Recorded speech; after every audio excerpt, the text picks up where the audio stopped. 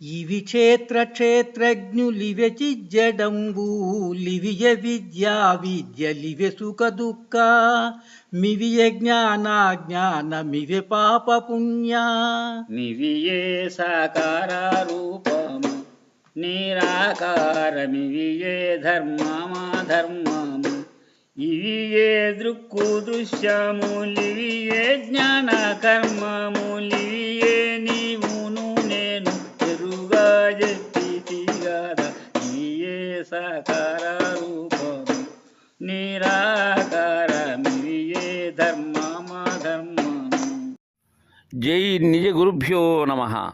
జై యమలాంబ సమేత అనుభవానంద రాజయోగేంద్ర ప్రభుస్వాముల వారి దివ్య చరణారవిందములకు ద్వాదశి వందనములు సమర్పించుకొనుచు శ్రీ గురు బాలరామస్వాముల వారిచే విరచితమైన ఆవరణ విక్షేప రూప శక్తిద్వయ నిరాశకంపైన శుద్ధనికుల తత్వ ద్విపదార్థ జరుగులలో ఈరోజు మనం 29వ ద్విపదార్థం. దీనికి మునుపు ద్విపదార్థములో ద్వంద్వములుగా ఉండబడుతూ తోపింపబడేటువంటి ఎరుక ఏదైతే ఉన్నదో దాని యొక్క ద్వంద్వాలను గూర్చి తెలియజేశారు బాలరామ పండితుల వారు. మేనెరుకలు సదసత్తులు ఆత్మానాత్మలు ఎరుక మరుపులు కారణ కార్యములు జీవజగములు ప్రకృతి పురుషులు ఇహ పరములు సద్గురు శిష్యులు సగుణ నిర్గుణములు ప్రత్యక్ పరమాత్మలు భావాభావములు బంధ మోక్షములు ఎరుకే అని తెలియజేసినటువంటి గురుదేవులు దీనిలో నాయన శిష్య ఇవి క్షేత్రజ్ఞులివి చిజ్జడంబు లివియే విద్యా విద్య లివియే విద్య లివే సుఖ దుఃఖ మివియే జ్ఞానమివే పుణ్య పాప. శిష్య, ఈ క్షేత్రము అనబడేటువంటిది కానీ దానిలో కొలువైన క్షేత్రజ్ఞుడు కానీ ఇవి రెండు కూడా ఈ క్షేత్రజ్ఞుడుగా విభాగించేటువంటిది కూడా ఎరుకే శిష్య. క్షేత్రము ఎరుకే, దానిని కదిలించేటువంటి చైతన్యము ఎరుకే, దానిలో కొలువైన వాడు ఎరుకే. ఇక ఈ చిత్తు అలానే జడం అంటే అజడము జడము రెండు కూడా జడాజడములు ఎరుకే. ఇక ఈ జ్ఞానము కానీ అజ్ఞానము కానీ విద్య కానీ అవిద్య కానీ ఇవి కూడా ఎరుకే.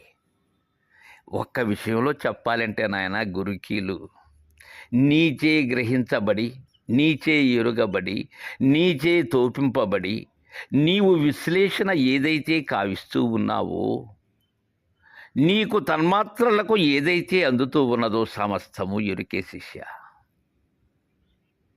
అయితే ఇది ద్వంద్వముగా ఏక స్థితి కలిగి ద్వంద్వ స్థితితో నిన్ను అల్లాడిస్తూ ఉన్నది నాయన. ఇది ఈ విద్య ఇవే, అలానే సుఖ దుఃఖములు ఇదే. అవి రెండుగా లేవు. నీ భ్రాంతే సుఖం, నీ భ్రాంతే దుఃఖం. అవి వేరేగా లేవు. అవి సుఖమే దుఃఖము, దుఃఖమే సుఖం నాయన. నీవు ఈనాడు అనుకున్నటువంటి ఇప్పుడు ఈ క్షణంలో అనుకున్నటువంటి సుఖం మరు క్షణంలో అదే దుఃఖంగా పరిగణిస్తూ ఉన్నది నాయన. ఇంకా ఇవియే జ్ఞానము అజ్ఞానము. తెలుసుకుంటున్నది ఇదే, తెలియక మిన్నకున్నది ఇదే. తెలివి ఇదే, తెలివి లేనిది ఇదే. వేదము ఇదే, వేదాంతము ఇదే, వేదరహితము ఇదే. ఇక ఇది పుణ్యము అంటున్నది ఇదే, కాదు పాపము అంటున్నది ఇదే. పాప నాశనం అవుతున్నది ఇదే, పాప నాశమై పుణ్యము అనేటువంటి భావన ఇదే. గత ద్విపదార్థంలో చెప్పాము ఇదే బంధము, ఇదే మోక్షమని. అందుకే ఇవి ఏ సాకార రూపము నిరాకార మివియే ధర్మము. సాకార రూపముగా నీకు గుర్తెరిగేందుకు వీలుగా ఉండబడేటువంటి ఆకార సహితమైనటువంటి సాకారము ఇదే. అలానే ఆకార రహితమై కేవలం నీ భావనకి అందుతూ ఉండేటువంటి నిరాకారము ఇదే. కానీ నిరాకారంలో ఇది ఏమీ లేకుండా ఉన్నదా? కాదు నాయన. అవ్యక్తమైనటువంటి విధానంలో ఉన్నది అక్కడ, అంతే.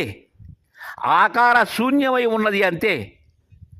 మరలా అదే అకార ఉకార మకార మాతృకులతో కూడి ఓంకార బిందు సంయుతమై మరలా అదే సృష్టికి కారణమవుతూ ఉన్నది. అదే స్థితి జరిపించుకుంటూ ఉన్నది, జరుపుతూ ఉన్నది. అదే లయం పొందుతూ ఉన్నది, లయం చేస్తూ ఉన్నది నాయన.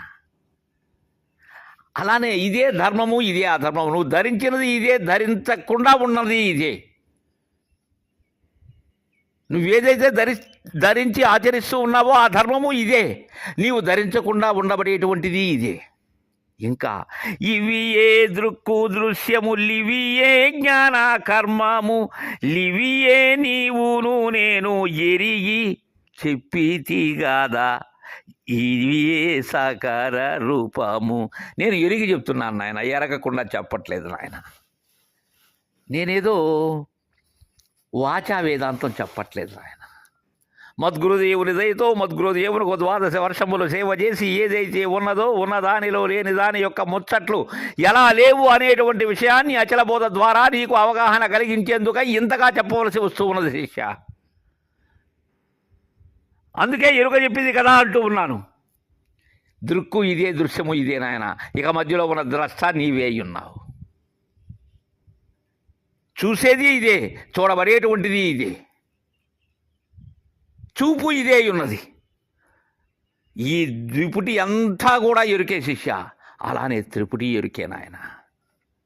ఈ దృక్కు దృశ్యములు ఎరుకే. ఈ జ్ఞానము కర్మము, ఎందుకంటే జ్ఞానము లేకపోతే కర్మము చేసేందుకు అవకాశమే లేదు. కర్మము చేయాలంటే జ్ఞానము తప్పకుండా ఉండవలసినదే. జ్ఞానము లేని కర్మ, కర్మ లేని జ్ఞానము లేనే లేదు శిష్య. ముడిపడి కర్మ జ్ఞానము ఉన్నవి. అదే హృదయ గ్రంథి నాయన. ఈ నీవు నేను అనబడేటువంటిది ఏదైతే ఉన్నదో, ఈ వ్యతిరిక్తముగా ఉండి ఏకముగా ఉండబడేటువంటి నీవు నేను అనబడేటువంటి భావన ఏదైతే ఉన్నదో ఇది ఎరుకే శిష్య. ఇదంతా కూడా నేను ఎలా చెప్తున్నానో ఎరిగి చెప్తున్నాను నాయన. అందుకే ఇవియే దృక్కు దృశ్యము, లివియే జ్ఞాన కర్మము, లివియే నీవును నేను ఎరుగా చెప్పితిగాదా, ఇవియే సాకార రూపము. ఇవే సాకార రూపంగా కనిపిస్తూ ఉన్నాయి కదా శిష్య. కనిపించకుండా ఉండబడేటువంటిది ఏదైతే ఉన్నదో, ఈ ధ్వని మొదలకు తన్మాత్రలు ఉండబడేటువంటి సమస్త స్థలి కూడా నిరాకార రూపంగా ఉన్న అది కూడా ఎరుకే నాయన. అందుకే గత దుర్దార్థంలో చెప్పింది ఇదే ప్రత్యేగాత్మ, ఇదే పరమాత్మ అని. తరువాత పదార్థాన్ని రేపు ముచ్చటించుకుందాం. జై గురుదేవ.